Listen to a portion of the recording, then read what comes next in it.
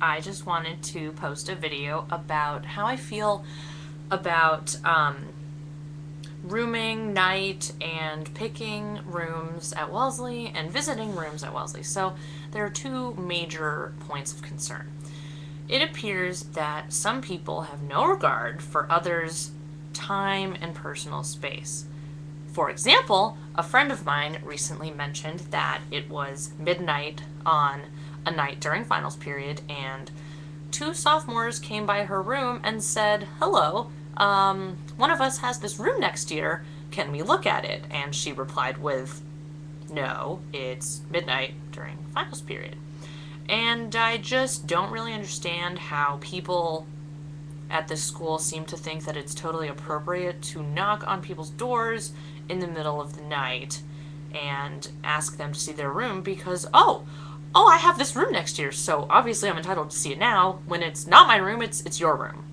So that's point number one.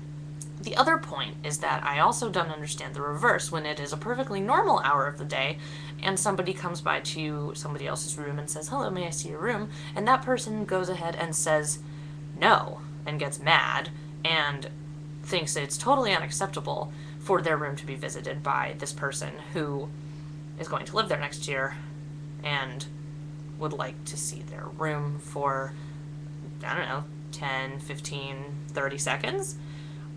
So there's the whole dichotomy here of people who have no respect for others because they go in the middle of the night and consider it to be their right.